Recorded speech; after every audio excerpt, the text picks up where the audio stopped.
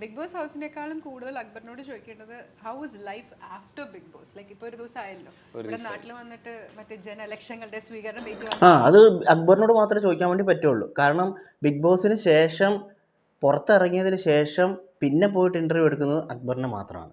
അനിമോൾ കപ്പും എടുത്ത് വീട്ടിൽ പോയി അനിമോളുടെ പരിപാടി നോക്കി പോയിക്കൊണ്ടിരിക്കുകയാണ്. പക്ഷേ ബിഗ് ബോസിൻ്റെ ഉള്ളിലുണ്ടായിരുന്ന ബാക്കിയുള്ള കണ്ടസ്റ്റൻറ്റുകൾ ഓരോ ദിവസവും അനിമോൾക്കെതിരെയും അല്ലെങ്കിൽ അവിടെ ഇവിടെ തൊടാതെയൊക്കെ ഒരുപാട് വീഡിയോസ് ഇടുന്നുണ്ട്.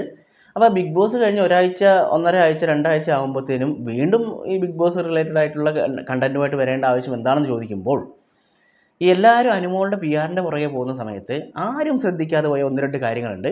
അതായത് നമ്മുടെ അക്ബർ ഖാനെ കുറിച്ച് അധികം ആരും ഒന്നും പറയുന്നത് കേട്ടില്ല. അക്ബർ ഖാൻ നല്ലൊരു ഗെയിമർ ആയിരുന്നു എന്ന് ചോദിച്ചിട്ടുണ്ടെങ്കിൽ നല്ലൊരു ഗെയിമർ തന്നെയായിരുന്നു. പക്ഷേ അക്ബർ ഖാന് മാത്രം, അതായത് അക്ബറിന് മാത്രം, നമ്മുടെ ഷാനവാസ് പറയുന്ന പോലെ അക്ബറിന് മാത്രം കിട്ടിയിരുന്ന ഒന്ന് രണ്ട് പ്രിവിലേജസ് നമ്മുടെ ബിഗ് ബോസിൻ്റെ ഉള്ളിൽ കുറച്ച് കാര്യങ്ങൾ മാത്രം അക്ബറിന് മാത്രമുള്ള കുറച്ച് പ്രത്യേകത ഉണ്ടായിരുന്നു. ആ ഒരു പ്രത്യേകത അധികം ആരും ഒന്നും പറയുന്നത് കണ്ടിട്ടില്ല. അതുകൊണ്ട് അതൊന്ന് ജസ്റ്റ് ഒന്ന് പറയണം എന്ന് തോന്നി. അപ്പോൾ അതിനു വേണ്ടിയിട്ടാണ് ഈ ഒരു വീഡിയോ. അതേപോലെ തന്നെ ഒന്ന് രണ്ട് നമ്മുടെ ഈ ചെറിയ ചെറിയ ചീള് കേസുകളുണ്ട്. അപ്പോൾ അതും കൂടെ നമുക്കൊന്ന് നോക്കാം. അതായത് ആദ്യമായിട്ട് പറയാനാണെങ്കിൽ അക്ബർ നല്ലൊരു ഗെയിമറായിരുന്നു. അക്ബറിന് ആ ബിഗ് ബോസിൻ്റെ എന്താ പറയുക അണിയറ പ്രവർത്തകരിൽ പലരുമായിട്ടും പല ബന്ധങ്ങളും ഉണ്ടെന്നുള്ളത് പലരും പറയുന്നത് കേട്ടിട്ടുണ്ടായിരുന്നു. ശരിയാണ്. അതായത് അക്ബർ സരിഗമപ എന്ന് പറഞ്ഞിട്ടുള്ള പരിപാടിയിൽ വരുന്ന സമയത്തുണ്ടായിരുന്ന ഷോ ഡയറക്ടർ തന്നെയാണ് ഈ പറയുന്ന ബിഗ് ബോസിൻ്റെ ഡയറക്ടർ. അപ്പം അവർ തമ്മിൽ ഒരു ചെറിയൊരു ബന്ധമൊക്കെ ഉണ്ടാവുമായിരിക്കും, അതായത് ഒരു കണക്ഷൻ ഉണ്ടാവും. പക്ഷേ അതൊന്നും ഇവരുടെ ഗെയിമിൽ ബാധിക്കില്ല എന്നുള്ളത് വേറെ കാര്യം. കാരണം ഗെയിം നമ്മൾ എന്തവിടെ കളിക്കുന്നു എന്നനുസരിച്ചിരിക്കും. അപ്പം ഞാൻ പറഞ്ഞു വന്നത് എന്താണെന്ന് വെച്ചിട്ടുണ്ടെങ്കിൽ, ഈ വർഷം മുതൽ ബിഗ് ബോസിൽ നിന്ന് ഇറങ്ങുന്ന ഓരോ കണ്ടസ്റ്റൻറ്റിനെയും പിടിച്ചിരുത്തി അവരുടെ ഇൻ്റർവ്യൂ എടുക്കുന്ന ഒരു പരിപാടി ഉണ്ടായിരുന്നു, ലൈൻ കട്ട്. അഞ്ജന നമ്പ്യാർ ആങ്കറായിട്ടിരിക്കുന്ന ഒരു പ്രോഗ്രാമാണ് ലൈൻ കട്ട് എന്ന് പറയുന്നത്. അപ്പോൾ ഈ ലൈൻ കട്ട് എന്ന് പറയുന്നത് നല്ലൊരു പരിപാടിയാണ്. കാരണം എന്ന് വെച്ചിട്ടുണ്ടെങ്കിൽ സാധാരണ നിലയിൽ ഇവർ ബിഗ് ബോസിൽ നിന്ന് ഇറങ്ങിയിട്ട് നേരെ പുറത്തിറങ്ങി ഏതെങ്കിലും ഒരു ഓൺലൈൻ മീഡിയയ്ക്ക് ഒരു എക്സ്ക്ലൂസീവായിട്ടൊരു ഇൻ്റർവ്യൂ കൊടുക്കുന്നതാണ് പരിപാടി. അപ്പോൾ എന്തായാലും ഓൺലൈൻ മീഡിയാസിൻ്റെ വെട്ടിക്കൊണ്ട് ഏഷ്യാനെറ്റ് തന്നെ എന്ത് ചെയ്തു എന്ന് വെച്ചിട്ടുണ്ടെങ്കിൽ അവർ തന്നെ ഒരു ഇൻ്റർവ്യൂ ഇറക്കി. എന്തിനാണ് വെറുതെ പുറത്ത് പൈസ കൊടുക്കുന്നത്? കിട്ടുന്ന ഇൻ്റർവ്യൂവിൻ്റെ ആ ഒരു എന്താ പറയുക, അത് അവർക്ക് തന്നെ എടുത്തൂടെ? ഏഷ്യാനെറ്റിന് എടുക്കാമല്ലോ. അത് നല്ലൊരു പരിപാടി തന്നെയാണ്. അപ്പോൾ എന്തായാലും അത് കിടിലൻ ഇൻ്റർവ്യൂവും കൂടിയാണ്. അത് വേറെ, അത് പറയാതിരിക്കാൻ പറ്റില്ല. അപ്പോൾ എന്താ സംഭവം എന്ന് വെച്ചിട്ടുണ്ടെങ്കിൽ, ഈ പറയുന്ന 10-25 കണ്ടസ്റ്റൻറ്റിനെയും പുറത്തിറങ്ങിയ ഉടനെ തന്നെയാണ് ഏഷ്യാനെറ്റ് ഇൻ്റർവ്യൂ ചെയ്തിട്ടുണ്ടായിരുന്നത്. അതായത് ഫോണൊക്കെ കിട്ടുന്നതിന് മുമ്പ് നല്ല ഫ്രഷ് ആയിട്ട് പുറത്തിറങ്ങി പുറത്തെ കാര്യങ്ങളെല്ലാം അറിയുന്നതിന് മുമ്പ് തന്നെ കാര്യങ്ങൾ ചോദിച്ച് മനസ്സിലാക്കുക എന്നുള്ളതായിരുന്നു. അത് ഈവൻ കപ്പടിച്ച് നമ്മുടെ അനുമോളെ തന്നെ ആ ദിവസം ഇൻ്റർവ്യൂ ചെയ്തിട്ടാണ് വിട്ടത്. പക്ഷേ 5ാം സ്ഥാനത്തുണ്ടായിരുന്ന അക്ബറിനെ മാത്രം വീട്ടിലേക്ക് പറഞ്ഞു വിട്ട്. അതായത് 5ാമത്തെ ഫൈനൽ നടന്ന ദിവസം എന്ന് പറയുന്നത് ആദ്യം പുറത്തു വന്നത് അക്ബറാണ്. അപ്പം സമയമില്ലാത്തതുകൊണ്ടാണെന്ന് പറയാൻ യാതൊരു മാർഗ്ഗവുമില്ല. അപ്പം ബിഗ് ബോസ് ഹൗസിൻ്റെ ഉള്ളിൽ നിന്നും പുറത്തിറങ്ങി വന്ന അക്ബറിനെ ഫ്രീ ആയിട്ട് വിട്ടു. എന്നിട്ട് ബാക്കിയുള്ള 4 പേരെയും അന്ന് തന്നെ ഇൻ്റർവ്യൂ ചെയ്തു. അവിടുന്ന് തന്നെ ഇൻ്റർവ്യൂ ചെയ്ത് വിട്ടു. ഓക്കെ, ഊറ്റാനുള്ളതെല്ലാം ഊറ്റിയിട്ട് വിട്ടു. പക്ഷെ അക്ബർ ഖാനെ നാട്ടിലേക്ക് പറഞ്ഞു വിട്ടു. നാട്ടിലത്തെ കാര്യങ്ങളൊക്കെ ഒന്ന് മനസ്സിലാക്കിയിട്ട് നമുക്ക് നാട്ടിൽ വന്നിട്ട് ഇൻ്റർവ്യൂ ചെയ്യാമെന്നുള്ള സെറ്റപ്പിൽ പറഞ്ഞു വിട്ടു.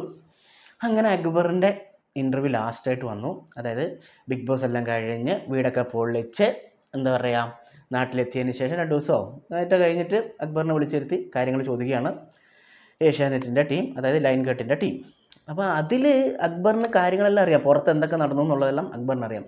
അപ്പം നിങ്ങൾ പറയും അയ്യോ അത് അന്നേരം ഒന്നും എടുത്ത ഇൻ്റർവ്യൂ അല്ല എന്ന് നിങ്ങൾ പറയുവാണെങ്കിൽ അത് അങ്ങനെയല്ല എന്ന് തെളിയിക്കുന്നതിന് വേണ്ടിയിട്ട് നമുക്കൊരു വീഡിയോ ഉണ്ട്. കാരണം അത് നമുക്കൊന്ന് കണ്ടു നോക്കാം. എക്സ്പീരിയൻസ് ബിഗ് ബോസ് ഹൗസിനേക്കാളും കൂടുതൽ അക്ബറിനോട് ചോദിക്കേണ്ടത് how is life after Bigg Boss. Like ഇപ്പോൾ ഒരു ദിവസം ആയല്ലോ ഇവിടെ നാട്ടിൽ വന്നിട്ട് ഇലക്ഷങ്ങളുടെ സ്വീകരണം ഏറ്റുവാങ്ങിക്കൊണ്ട്. കണ്ടോ, ഇതിൽ കറക്റ്റായിട്ട് പറയുന്നുണ്ട് നാട്ടിൽ വന്നിട്ട് കാര്യങ്ങൾ. അത് നമുക്കറിയാലോ. അതായത് ഇവർ ബിഗ് ബോസ് കഴിഞ്ഞ് സാധാരണ എല്ലാവരും ബിഗ് ബോസിൽ നിന്ന് ഇറങ്ങി വരുമ്പം ആ ഇറങ്ങി വരുന്ന ഏതാണോ കോസ്റ്റ്യൂം ഉള്ളത് ആ കോസ്റ്റ്യൂമിൽ തന്നെയാണ് ഇൻ്റർവ്യൂ ചെയ്തുകൊണ്ടിരുന്നത്. അപ്പോൾ അത് കാണുന്ന സമയത്ത് നമുക്കൊരു രസമുണ്ടായിരുന്നു. കാരണം വെച്ചാൽ ശരിയാണ്, പുറത്തെ കാര്യങ്ങളൊന്നും അറിയാതെ വന്നിരുന്നിട്ട് അവരുടേതായിട്ടുള്ള കാര്യങ്ങൾ പറയും. അത് കേൾക്കുമ്പോൾ നമുക്ക് കൊള്ളാം.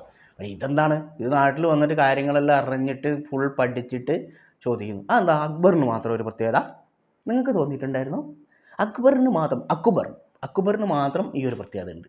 എന്താണെന്നറിയില്ല. പിന്നെ വേറെ കാര്യം, ഇത് മാത്രമല്ല, ഈ ഒരു ഇൻ്റർവ്യൂ ആദ്യം ഒന്ന് അപ്ലോഡ് ചെയ്ത്. ഓക്കെ, ആ അപ്ലോഡ് ചെയ്തിട്ട് നമ്മളിങ്ങനെ കണ്ടുകൊണ്ടിരിക്കുന്ന സമയത്ത് പെട്ടെന്ന് ഈ അപ്ലോഡ് ചെയ്ത വീഡിയോ കാണുവാനില്ല. അതായത് അക്ബറുമായിട്ടുള്ള ഇൻ്റർവ്യൂ ആദ്യം ഇവർ അപ്ലോഡ് ചെയ്തു, യൂട്യൂബിൽ അപ്ലോഡ് ചെയ്തു. അതിങ്ങനെ കണ്ടുകൊണ്ട് നിൽക്കുന്ന സമയത്ത് പെട്ടെന്ന് ഇത് അപ്രത്യക്ഷമായി.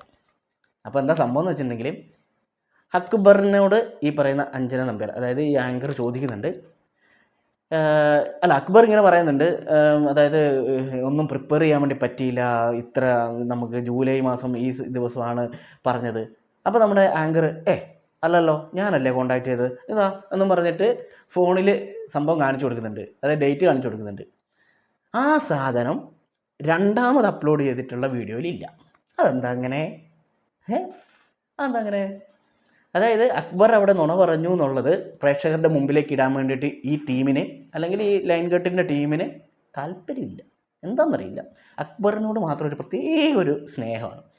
അപ്പോൾ അതുകൊണ്ട് തന്നെ ആദ്യം അപ്ലോഡ് ചെയ്ത സാധനം എടുത്ത് കളഞ്ഞ് പുതിയത് ഇതിങ്ങനെ ട്രിം ചെയ്ത സാധനം എടുത്ത് നമ്മുടെ മുമ്പിലേക്ക് ഇട്ടുവന്നു. അപ്പോൾ ഇതിൻ്റെ അകത്ത് എന്താണ്, അക്ബർ വളരെ മാന്യമായിട്ടുള്ള, അല്ല വളരെ നല്ലൊരു കുട്ടി. ബാക്കി ഇതിപ്പോൾ ഞാൻ പറയട്ടെ, നമ്മുടെ അനീഷിനോട് ബിഗ് ബോസിൻ്റെ ഉള്ളിൽ നിന്ന് തന്നെ ഇതേപോലെ തന്നെ ഒരാഴ്ചക്ക് മുമ്പാണോ നിന്നെ അനീഷിനെ കോണ്ടാക്ട് ചെയ്തത്, അതോ 2 ദിവസം മുമ്പാണോ എന്നെല്ലാം ചോദിച്ച് ലാലേട്ടൻ വരെ എടുത്തിട്ട് പൊരിച്ചതാണ്. പക്ഷേ അതൊന്നും അക്ബറിനോട് ചോദിക്കുന്നത് നാട്ടുകാരറിയാൻ പാടില്ല എന്നൊരു പ്രത്യേക ഒരു മമത അക്ബറിനോടുണ്ടായിരുന്നു. ഒന്നത്. ഓക്കെ, രണ്ടാമത്തെ കാര്യം എന്ന് പറഞ്ഞിട്ടുണ്ടെങ്കിൽ, അക്ബർ ആദ്യത്തെ 1-2 ആഴ്ചകളിൽ അവിടെ ഭയങ്കര അഗ്രസീവായിരുന്നു, ഭയങ്കര ചീത്തവിളി, ഭയങ്കര ഉടക്ക് പരിപാടികളെല്ലാം, ഭയങ്കര ദേഷ്യം. അപ്പോഴത്തേക്കും ഒരു ദിവസം കോള് വരികയാണ് അക്ബറിന്, നമ്മുടെ അക്ബറിൻ്റെ വീട്ടിൽ നിന്നും കോള് വരികയാണ്, അക്ബറെ ഇതേപോലെ ദേഷ്യം കൺട്രോൾ ചെയ്യണം, അതായത് ഉമ്മയാണ് കേട്ടോ വിളിക്കുന്നത്. അപ്പോൾ ഉമ്മ വിളിച്ചിട്ട് പറയുകയാണ്, അക്ബറെ ദേഷ്യം കൺട്രോൾ ചെയ്യണം, ഇത് ഭയങ്കര പ്രശ്നമാണ്. അതിനുശേഷം അക്ബർ കളി മാറ്റി പിടിച്ചു. അതായത് അക്ബർ റിയൽ ലൈഫിൽ ഇതേപോലെ ദേഷ്യപ്പെടുന്ന ഒരാളൊന്നും അല്ല എന്നുള്ളത് അക്ബർ തന്നെ പറഞ്ഞിട്ടുണ്ട്. അപ്പോൾ അതൊരു സ്ട്രാറ്റജി ആയിരുന്നു. അപ്പോൾ ആ സ്ട്രാറ്റജി അത്ര വിജയകരമല്ല എന്ന് അറിഞ്ഞപ്പോഴത്തേക്കും വീട്ടിൽ നിന്ന് കോള് വന്നു. വീട്ടിൽ നിന്ന് കോള് വന്നപ്പം കഴിഞ്ഞ പ്രാവശ്യം ഇതേപോലെ ഒരു കണ്ടസ്റ്റൻറ്റിനെ വീട്ടിൽ നിന്ന് വിളിക്കാൻ വേണ്ടിയിട്ട് അനുവദിച്ചിട്ടുണ്ടായിരുന്നു.